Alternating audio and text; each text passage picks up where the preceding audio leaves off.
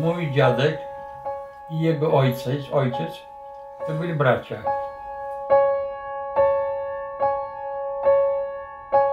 Jedna z ciotek, która mieszkała w Gdańsku, ona się nazywała Słowaszewska. I ta Słowaszewska, ona miała kontakty ze swoją siostrą, też drugą siostrą, która mieszkała w Baranowicach. I w tych Baranowicach również mieszkała siostra tego admirała.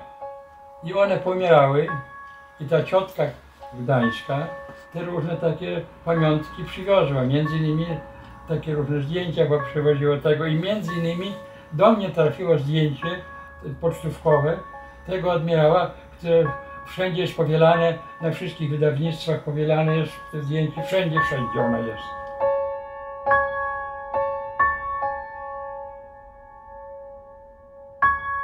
I ja to zdjęcie wziąłem do ręki, myślę, co to jakiś admirał, nie admirał, jakiś wyższy oficer jakiejś marynarki.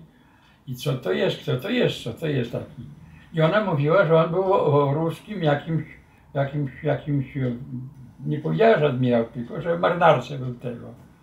Na odwrocie napisane było nazwisko, pan Cerzyński, a Edward po rosyjsku. O. No i tak powoli zacząłem drążyć, zacząłem szukać i teraz mam, no może 300 stron mamy tego, bardzo dużo. Dlatego, że moja rodzina pochodzi z Pancerzyńskich i ta ciotka gdańska powiedziała, że to jest kuzyn mój. Ona, dając mi to zdjęcie, powiedziała, że to kuzyn, no bo nazwisko Pancerzyński. Mój dziadek ze strony mamy i jego ojciec to byli bracia. Z dokumentów to wynika, że jestem z tego, bo ja mam te carskie różne dokumenty.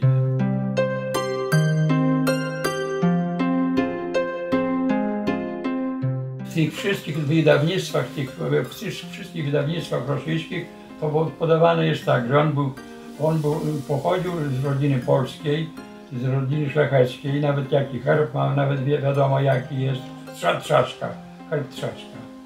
I w herbarzu Trzaszk jest, nazwisko figuruje rzeczywiście. Dziadek mój był w wojsku i był zdemobilizowany i się znalazł tutaj w Białymstoku i w wojsku był pisarzem. I on jakimś cudem się znalazł w Starosielcach. On. W każdym razie w Starosielcach był zatrudniony na kolei jako pisarz. I poznał moją babkę, Pancerzyńską, która była sierotą. I ta moja babka w Białymstoku brała ślub. W cerkwi brała ślub, w cerkwi. Pomimo, że ona była katoliczką, brała ślub w cerkwi. Dlaczego w cerkwi? Bo on był prawosławny. A dlaczego on był prawosławny? On był przedtem katolikiem, ale będąc w wojsku przeszedł na wierę prawosławną. Wtedy w tamtych latach to były duże naciski, żeby ludzie przychodzili na jakichś stanowiskach albo gdzieś w wojsku, że wchodzili na tego. I on z tego, co wynika z tych dokumentów, to on przeszedł na wiarę prawosławną.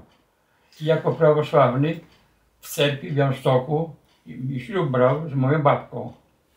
I ja mam akt ślubu cerkiewny.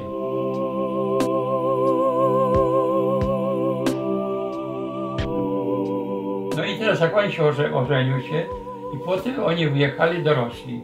I tam w Rosji on pracował już też na kolei jako kasjer bagażowy. Przyjechali tu do Polski. Ale przyjechali do Polski, on już zmarł, ten dziadek.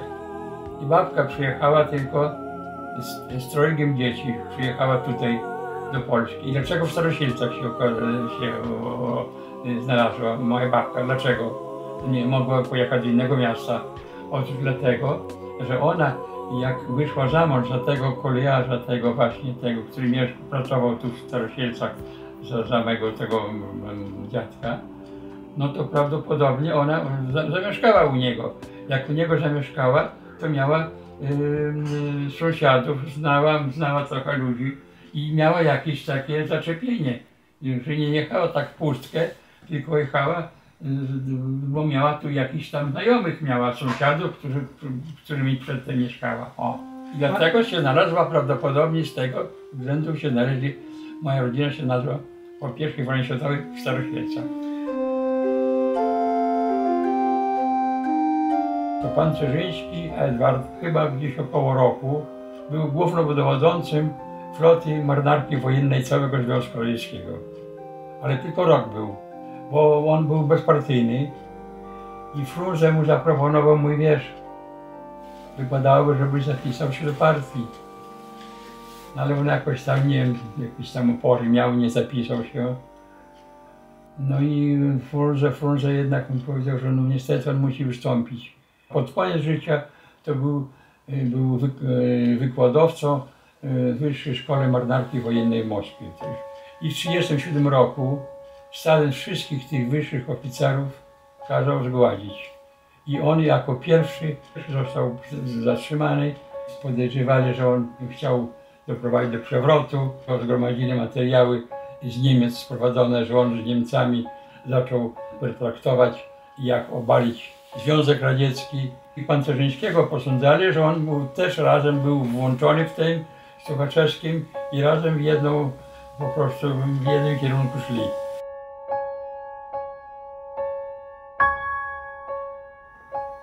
Nie wiem gdzie. Prawdopodobnie pod tym Moskwą, w tym poligonie wojskowym, tym jak on tam się nazywał. Zastrzelony to chyba na Łubiance. Chyba.